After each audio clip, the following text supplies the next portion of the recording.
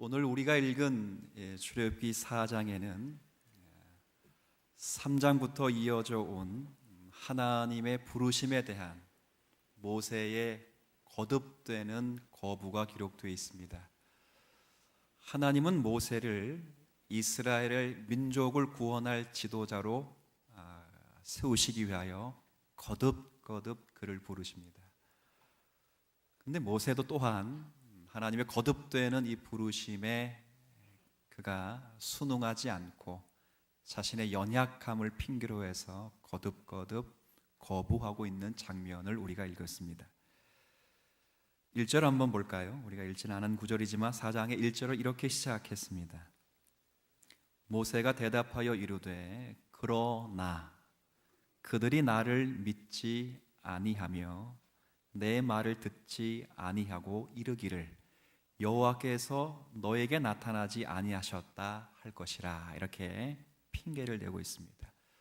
모세 자신이 혹 하나님의 부르심에 응하여 이스라엘 백성 앞에 설지라도 이스라엘 백성들이 자신을 거부하게 될 것입니다 라는 말로서 하나님의 부르심에 불순종하고 있습니다. 비록 백성들을 핑계로 대고 있지만 실상은 모세 자신이 하나님의 부르심에 대하여 마음으로 항복하고 있지 못하다는 것을 본문을 통해서 우리가 확인하고 있습니다. 이렇게 불신하고 주저하고 있는 모세에게 오늘 4장 안에서는 하나님이 그에게 세 가지 이적을 보여주십니다. 이 세 가지 이적은 전부 하나님께서 모세를 통해서 하실 일이기도 하지만 1차적인 목적은 모세를 위로하고 격려하기 위하여 주신 이적이었습니다. 첫 번째 이적이 바로 지팡이에 관한 이적입니다. 모세가 가지고 있는 지팡이를 이렇게 탁 내려놓으니까 지팡이가 뭐가 됐다고요? 뱀이 됐습니다. 그리고 즉시로 그 뱀의 꼬리를 탁 잡으니까 그 뱀이 다시 지팡이가 되었습니다. 지팡이는 모세가 광야 생활에서 목동으로 있으면서 그가 붙잡고 의지해야 될 버팀목입니다. 이런 다른 이적이 아니라 모세야, 네가 지팡이를 의지하듯 붙잡듯 하나님을 붙잡고 있는 한 이 일은 반드시 성공할 것이다. 그러나 네가 지팡이를 내어놓듯이 하나님을 붙잡지 않고 네가 홀로 서기를 할 경우 바로 그것이 뱀이 되는 것처럼 너는 그 자리에 넘어지게 될 것이니 두려워하지 말고 나만 붙잡고 가라 라고 말하는 거죠. 그런데 여전히 모세는 응하지 않습니다. 두 번째 이적을 보여주시는데 그 두 번째 이적은 나병에 관한 이적입니다. 모세의 손을 품에 넣고 꺼내보니까 이 손이 하얗게 눈과 같이 나병이 발병했습니다. 곧바로 다시 그 나병 걸린 손을 다시 품에 넣고 다시 내어보니까 그 손이 깨끗하게 되었습니다. 이 또한 모세 자신을 위한 이적이었습니다. 모세야, 네가 너 자신의 존재로 말할 것 같으면 너도 이스라엘 백성들과 별반 다르지 않는 부정한 존재다. 네가 특별해서 내가 너를 불렀다고 생각하지 말아라. 너도 나병이 걸릴 만한 부정한 존재다. 단지 내가 너를 통하여 내 일을 이루실 것에 관한 이적이죠. 너가 특별해야만, 능력이 너 스스로가 많아야만 하나님의 일이 된다고 생각하지 말아라. 하나님은 나는 너 같은 부족한 자를 통해서도 일과 역사를 만들어내실 수 있는 전능하신 하나님이시다. 그러니 나만 믿고 가라 그거죠. 그래도 모세는 불순종합니다. 세 번째 이적을 보여주십니다. 세 번째 이적은 지금 당장 모세가 보는 것은 아니지만 장차 바로 왕에 가서 그 이적을 볼 것입니다. 다른 것이 아니라 그것은 나일 강가의 물이 피로 변하는 이적입니다. 우리가 애굽의 풍요로움을 잘 압니다. 이 애굽의 풍요로움은 사실은 나일강이 있었기 때문에 가능한 풍요로움입니다.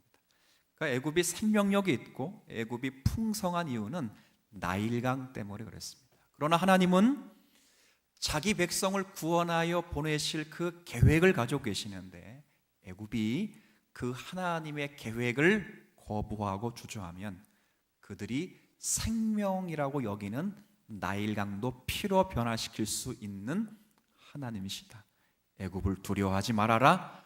내가 그 애굽을 칠 것이니 너는 나를 믿고 가라 라는 것이 이적의 목적입니다.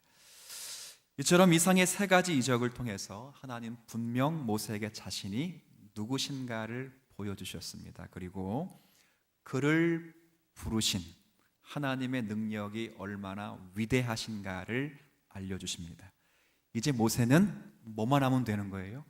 가기만 하면 되는 것입니다. 그러나 오늘 우리가 읽은 본문에는 여전히 하나님의 부르심 앞에 자신 없어하는 모세의 모습을 봅니다. 분명 하나님께서 자신과 함께 계시고 반드시 자기 백성을 구원하실 것이라는 것을 의지를 보여주셨음에도 불구하고 여전히 모세는 하나님 앞에 강력하게 저항하고 부인하는 것으로 오늘 본문이 시작됩니다. 자, 오늘 본문입니다. 이제 10절입니다. 한번 여러분 다시 한번 10절을 읽어주시겠어요? 시작.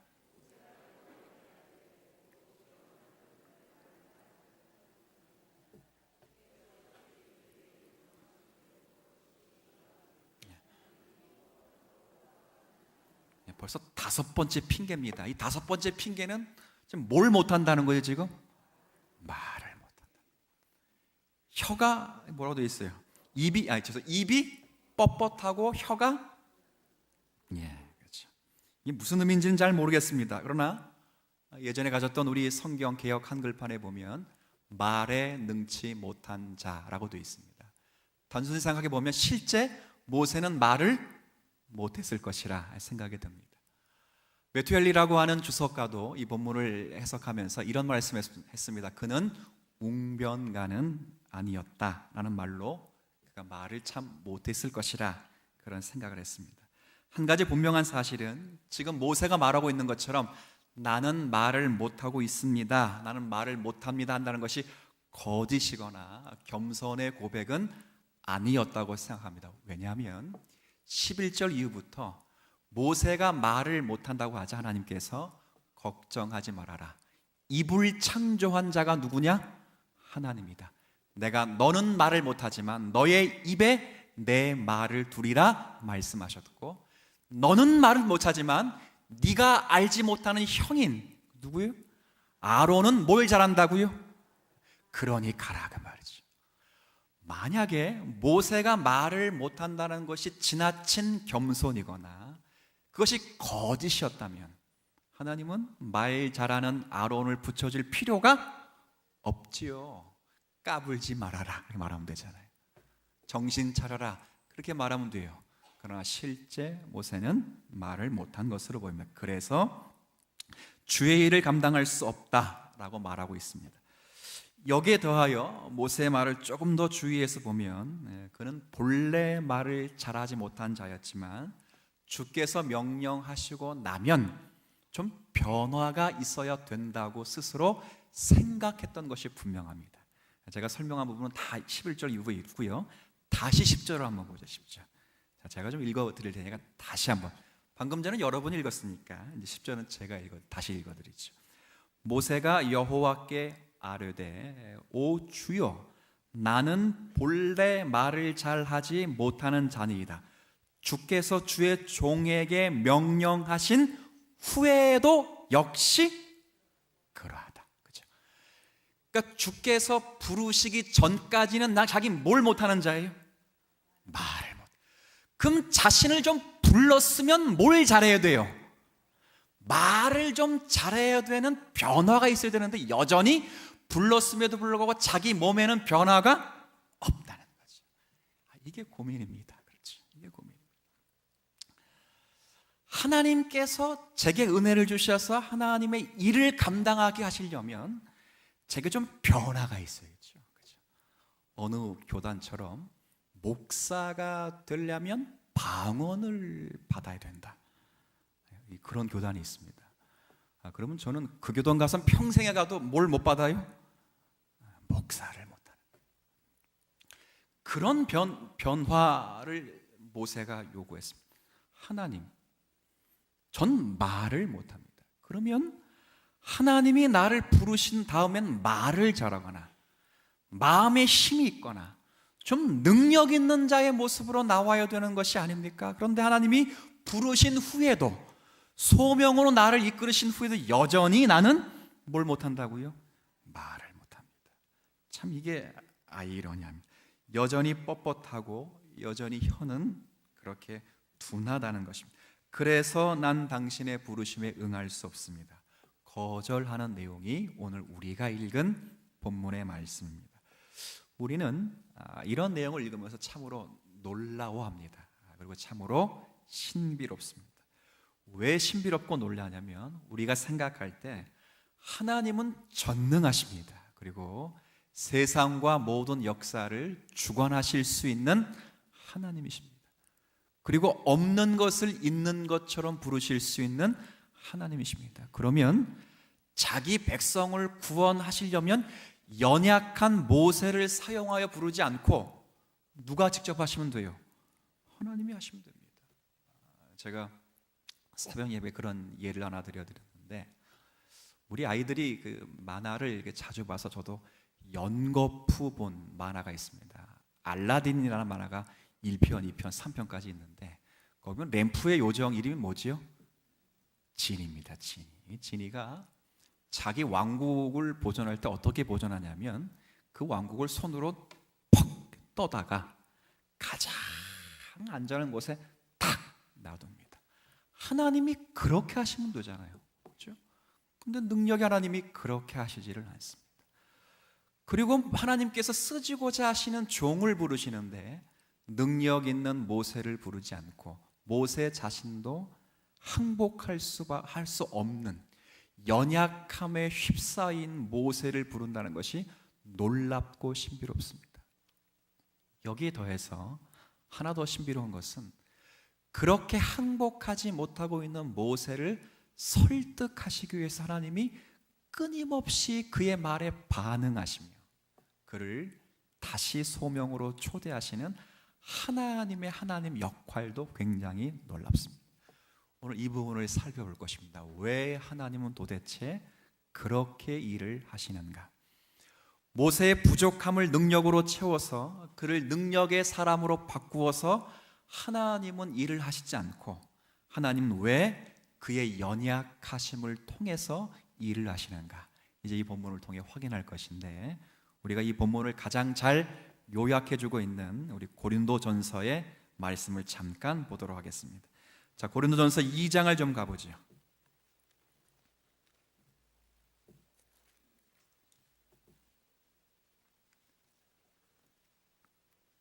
제가 가진 신약 성경은 263쪽입니다. 자, 고린도전서 2장 1절부터 5절까지를 제가 읽어드릴 테니까 사도 바울이 고린도 지역의 복음을 증거할 때 가장 조심했던 것이 무엇인가를 여러분이 한번 잘 확인해 보십시오. 제가 천천히 고린도전서 2장 1절부터 5절까지의 말씀을 읽겠습니다. 형제들아, 내가 너희에게 나아가서 하나님의 증거, 즉 하나님의 비밀을 너희에게 전할 때에 말과 지혜의 아름다운 것으로 안위하였나니 내가 너희 중에서 하나님의 증거, 즉 비밀인 예수 그리스도와 그가 십자가에 못 박힌 것 외에는 아무것도 알지 아니하기로 작정하였습니다. 내가 너희 가운데 거할 때에 약하고 두려워하고 심히 떨었노라. 내 말과 내 전도함에 설득력이 있는 지혜의 말로 하지 아니하고 다만 성령의 나타나심과 능력으로 하여 너희의 믿음이, 너희의 구원이, 함께 읽습니다, 사람의 지혜에 있지 않고 다만 하나님의 능력에 있게 하려 하였노라. 아멘. 고린도에 복음을 전하러 갈 때 사도 바울이 가장 조심한 것이 무엇이냐면 이 복음의 증거가 인간의 설득력의 결과가 되지 않기 위해서 가장 조심했답니다. 이 무슨 말입니까? 구원은 하나님께서 그 아들을 보내서 성립하신 것입니다. 예수로 성립된 것이고 오직 예수로만 우리에게 허락된 것입니다. 거기에 우리의 이해나 우리의 동의나 우리의 소원이나 우리의 노력의 결과로서 우리가 구원을 얻은 것이 결코 아닙니다. 물론 이 말이 하나님께서 우리를 구원해 주셨으니 우린 책임이 없다, 그런 말을 하려고 하는 것이 아닙니다. 이것은 하나님께서 허락하신 그 구원의 깊이와 이해가 얼마나 깊으신 하나님의 신적 작정에 속해 있는가를 설명하기 위함입니다.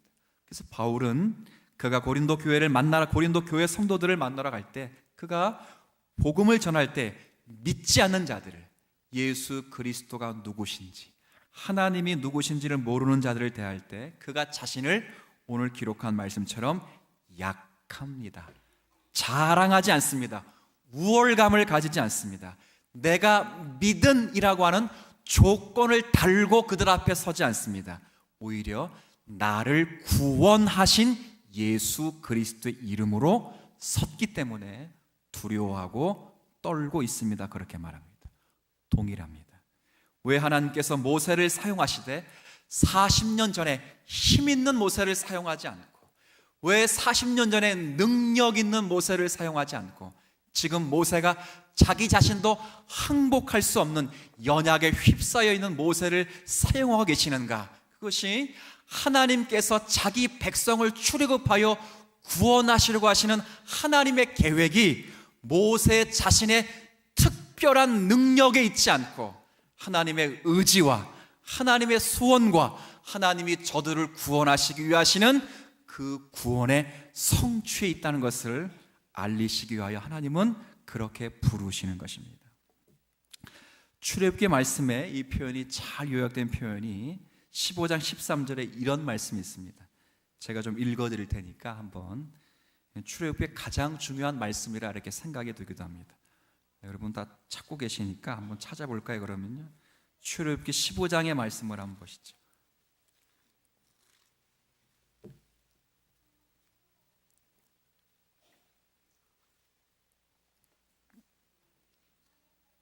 자, 출애굽기 15장 13절입니다.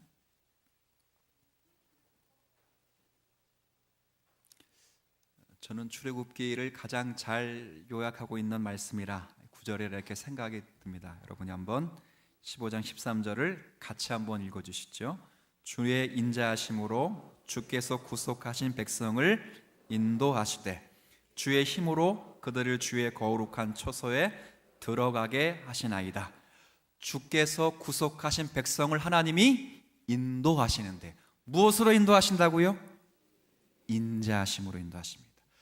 인도하신 그 백성을 거룩한 처소에 들어가게 하시는데 무엇으로 들어가게 하신다고요? 힘으로 들어가게 하십니다. 그렇죠. 모세 자신의 어떠한 특별함이 아닙니다. 이스라엘 백성들의 잘남이 아닙니다. 이스라엘 백성들의 소원과 의지와 노력과 그들의 조건이 그들이 인도함을 받고 거룩한 처소에 들어가게 된 결정적 계기가 아니라 하나님이 약속하시고 그 백성을 부르시고 구원하시기로 작정하신 하나님의 의지와 소원이 그들을 인도해 내신 후에 신의 성품에 들어가기까지 당신의 능력과 당신의 소원과 당신의 열심으로 그들을 그리스도의 성품으로 온전히 변화시켜 낼 것입니다. 그래서 모세의 연약함을 사용하십니다. 모세가 능력이 많으면 하나님의 능력이 돋보이지 않습니다. 모세가 힘이 많으면 하나님의 일을 전달하는 자가 세면 하나님의 일은 가려지게 됩니다. 성경은 어떤 인물이 있었기 때문에 하나님의 일이 비로소 되었다라는 표현을 갖지 않습니다. 그러나 이런 일들은 한국교회에 굉장히 오해가 되어서, 예를 들면 부흥의 시대에 굉장히 많은 오해를 가졌습니다. 한국교회 1970년부터 1990년까지 약 30년 시대를 우리는 부흥의 시대라 이렇게 부릅니다. 그러나 그때 이런 이야기를 많이 왜곡시켰습니다. 그땐 전부 그랬습니다. 비전을 가졌더니 됐더라. 기도를 했더니 됐더라. 이렇게 하면 되더라 라는 식으로 오해했습니다. 그러나 지금 와 보면 그건 사실 오해한 것이고 다 거짓말이었습니다. 우리가 잘 아는 조용기 목사님만 봐도 역사상 한국교회 역사 속에서 가장 최고의 성공의 자리에 이른 어르신입니다. 실제 한국교회에 수많은 유익을 끼친 분이심에는 틀림이 없습니다. 근데 그의 간증에 의하면 그는 누누이 여러 번 이렇게 반복해서 간증했습니다. 간증을 한번 잘 들어보시죠. 나는 그때 기도원에 들어가서 딱 이렇게 기도한 것밖에 없다. 뭘 기도하냐면, 하나님 밥 굶지 않게 해주세요. 하나님 폐병 낫지 않게 해주세요. 딱 두 가지 기도밖에 안 하더라. 세계 평화를 위해 기도하거나 5대양 6대주를 위하여 기도하거나 여의도 땅을 달라고 기도하거나 대한민국을 달라고 기도하지를 않았습니다. 뭐 해달라고 기도했다고요? 죽지 않게 해주세요. 또 하나, 굶지 않게 해주세요 라고 기도했다는 거예요. 그리고 그렇게 기도했답니다. 그리고 돌아보니까 얼마나 자신이 아무런 비전이 없었고 아무런 큰 욕망과 능력이 없었던 사람이지만 지금 이 성공의 자리에 이르러서 그 시간을 보니까 전적인 자기같이 못난 자들도 쓰더라라는 것을 감사와 기쁨으로 그렇게 간증을 했습니다. 근데 문제는 그 간증을 듣는 사람들이 뭐라고 왜곡해서 들었냐면, 그래도 조용기 목사님이 어떻게 기도하니까 응답을 받았다고요? 금식하며 매어 달리니까 응답을 받았더라라고 만든 게 무슨 기도원이라고요? 조용기 목사님이 가슴을 쳤답니다. 자기는 얼마만큼 능력이 없었는가, 아니 얼마만큼 무가치했는가, 자기는 단지 자기 목숨과 자기 연명을 거스말 위해 기도했답니다. 비전을 갖고 있지 않았습니다. 그러나 하나님은 자기와 같이 부족한 자를 통해서도 역사하실 수 있는 하나님이시라고 자기는 한국교회에 끊임없이 강조하고 그렇게 간증을 했음에도 듣는 자들이 왜곡해서, 봐라 조용기 목사님처럼 금식하며 기도하더니 해야 하나님이 들어주신다라고 생긴 게 뭐라고요? 제가 금식을 부인하는 것이 아닙니다. 금식으로 하나님을 조작하고 나선 것, 그겁니다. 성경은 사람이 있다고 해서 하나님이 일이 된다, 그렇게 말하지를 않습니다. 전혀 그렇지 않습니다. 그들이 알지 못하는 것, 그들이 구하지 않은 것, 그것이 또 그런 능력과 그런 힘이 없는 조건 위에 하나님은 부흥의 시대를 열었습니다. 우리가 이것을 잘 알아야 합니다. 그분들의 성공을 이야기할 때마다 그에게는 성공의 조건이 없었다는 것을 여러분이 아셔야 됩니다. 하나님은 아무를 통해서도, 하나님은 어디에서나, 하나님은 능력을 발하실 수 있는 하나님이 되십니다. 역사의 평가를 진실하게 하셔야 됩니다. 오늘 고린도서 2장이 말하는 내용이 뭐라고요? 왜 바울이 고린도 교회를 꾸짖고 있습니까? 너희 교회를 세운 것은 어떤 세상적인 조건과 이유와 능력과 의지의 결과로 된 것이 아니다. 하나님이 그렇게 하신 것뿐이다.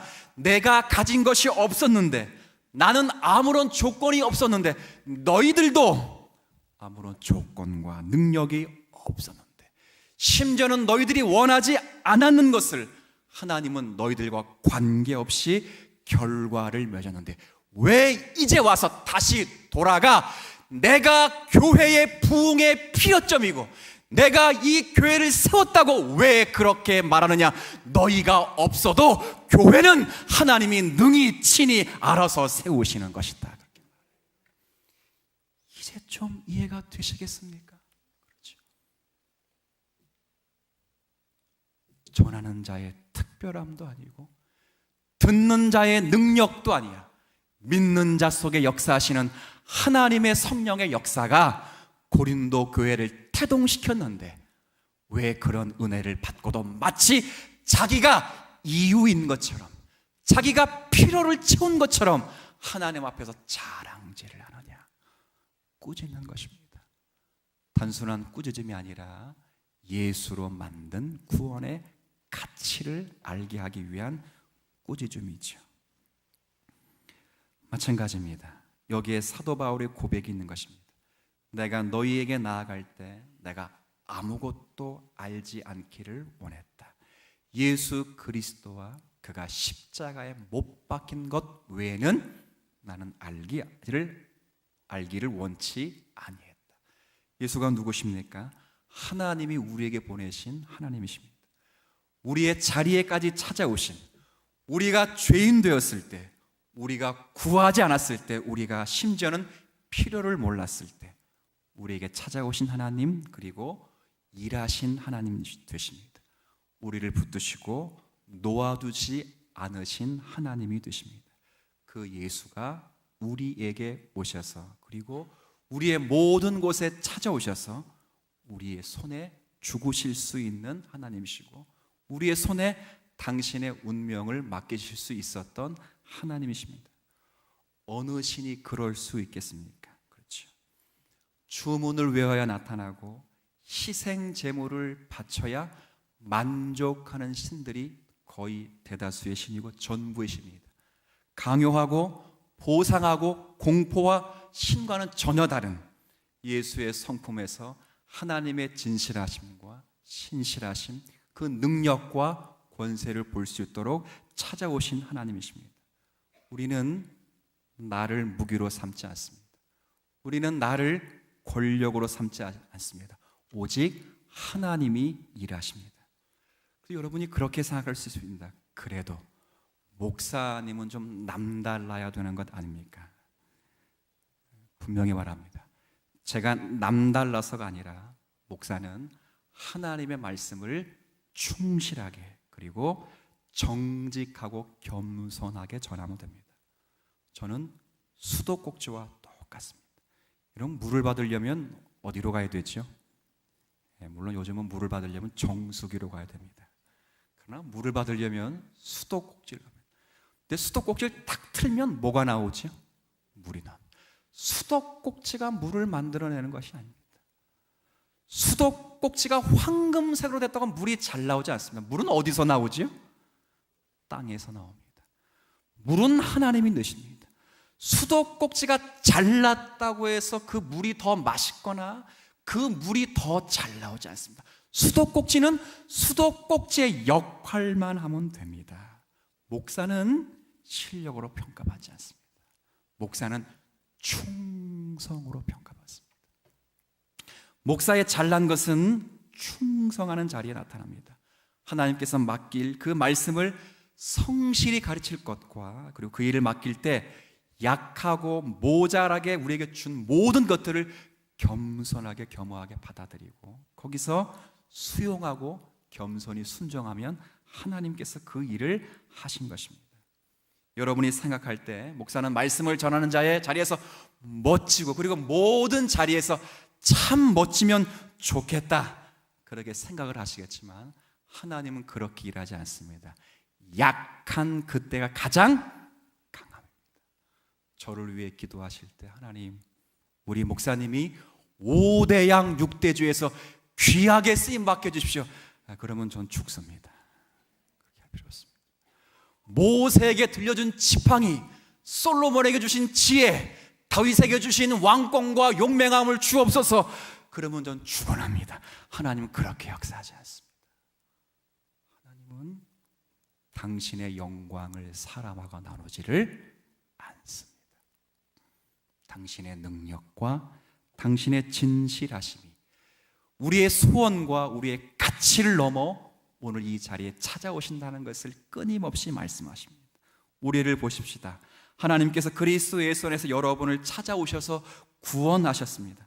여러분을 구원하시되 여러분의 조건과 여러분의 능력으로 인한 것이 아니라 여러분을 거룩한 처소에 들이시기까지 여러분을 구원하신 하나님의 그 신실하심과 자비하심이 여러분을 그 신의 성품의 자리에 온전히 이르게 하실 때까지 하나님은 여전히 우리 가운데 일하실 줄로 믿습니다. 이것을 아는 게 신앙입니다. 특별하려고 하지 마십시오. 여러분의 필요에 따라 하나님이 움직인다고 하나님을 조작하지 마십시오. 하나님은 어디에서나 일하실 수 있고 하나님은 누구를 통해서도 일하실 수 있는 하나님이십니다. 그렇죠. 예전에는 여러분들이 제게 목사님 설교에 은혜 받았습니다 그러면 굉장히 부끄러워했습니다. 제가. 근데 요즘은 설교에 은혜 받았으면 그러면 제가 뭐라 하는지 아세요? 감사합니다 그럽니다. 왜 그러죠? 드디어 깨달았습니다.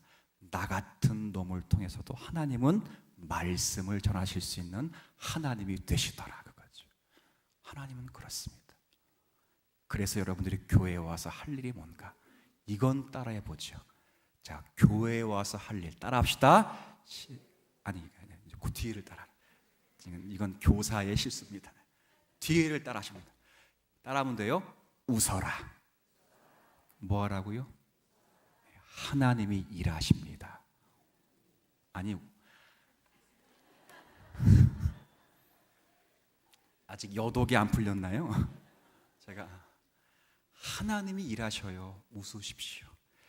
지금의 내 컨디션에 하나님께서 일하시지 않는 것 때문에 다급하고 조급하고 하나님이 내 기도에 역사하지 않는 것처럼 보여 낙심하고 때론 절망할지라도 이것까지 포함하여 신의 성품에 들어가시기까지 우리를 훈련시키시고 인도하시고 보호하셔서 당신의 역사를 만드실 것을 믿기 때문에 우리는 아버지의 집에 오면 일단 뭐 할 수 있어야 돼요? 그렇죠. 하나님이 뭐 하시기 때문에? 일하시기 때문에 그래요. 웃어보세요. 제가 우리 교회에서 설교 10편을 준비하는 것보다 한 영혼을 볼 때 더 은혜를 받는 애가 있습니다. 그리고 지금부터 이름을 불러줄 테니까 걔가 누군지를 보시고 조심 보세요. 승이라는 애입니다. 승. 혹시 아세요? 전 걔를 볼 때마다 설교 10편의 은혜를 받는 것보다 훨씬 많은 은혜를 받습니다. 걔는 근심과 걱정이 없을까요? 걔는 저보다 더 큰 근심이 있습니다. 살이 찌는 근심이 있습니다. 근데 웃습니다. 하나님이 하시는 걸 압니다. 어린 나이. 신앙은 그렇습니다. 여러분의 모자란 능력, 여러분에게 모자란 능력을 바꾸라고 말씀하지 않습니다. 더 채워라 말씀하지 않습니다. 모자라니 안 쓰겠다 말씀하지 않습니다. 모자란 여러분을 쓰셔서 여러분을 통하여 하나님의 살아계심을 여러분의 생애독에서 증거해 내시기를 원하십니다. 하나님이 하실 것입니다. 두려워하지 마십시오. 나약해 하지 마십시오. 웃으십시오. 웃는 만큼 능력 있는 사람은 없습니다. 웃겨서 웃는 것은 코미디입니다. 넉넉해서 웃는 것은 신앙입니다. 맞지요? 넉넉해서 우리는 웃습니다. 웃는 만큼 편안한 것이 없고 웃는 것이 실력입니다. 위대한 것입니다. 하나님이 지금도 일하십니다. 우리가 몰랐을 때 예수께서 오셨고 예수께서 우리를 위하여 사셨으며 우리를 위해 죽으시고 부활을 만들어내셨습니다. 우리 모두는 그 승리의 성취가 있는 후에 우리 모두는 이 자리에 태어났습니다. 물론 우리가 태어날 때 다 죄 가운데 태어났지만 예수를 만나고 예수 그리스도 안에서 구원을 얻고 예수와 함께 사는 삶이 무엇인지를 살아볼 기회를 따라 여기서 누리며 살아가는 성도로 부름을 받았습니다. 그래서요, 우겨쌈을 당하여도 쌓이지 않습니다. 답답한 일을 만나도 낙심하지 않습니다. 박해를 만나도 버림받지 않고, 그렇죠, 거꾸로 됨을 당하여도 망하지 않습니다. 하나님이 일하시기 때문에 그렇습니다. 오늘 이것을 믿음으로 누리십시오. 주여 보낼 만한 자를 보내시오. 미루지 마십시오. 바울이 그 고백을 승화시켜 할 수 있거든이 무슨 말이냐? 내게 능력 주시는 자에서 나는 모든 것을 참을 수 있느니라 라고 말할 수 있는 하나님의 일하심을 전생을 통하여 담아낼 수 있는 훌륭한 그릇들이 되시기를 주의 이름으로 부탁을 드리겠습니다. 하나님 아버지, 부정하고 연약한 저희들일지라도 하나님의 능력을 온전하게 보이시고 하나님의 어떠하심을 나타내시기 위하여 불러주시고 사용해 주셔서 감사를 드립니다. 평생 하나님만 의지하게 하여 주옵시고 하나님의 은혜를 힘입고 살아간다는 것을 잊지 않게 하여 주셔서 모든 영광과 찬송을 돌리며 살아가게 하여 주옵소서. 또한 주님의 뜻이 전 생애를 통해 이루어짐을 목격하면서 감격하고 기뻐하며 영광 돌리는 자로 살게 하여 주옵소서. 예수님의 이름으로 기도 올립니다.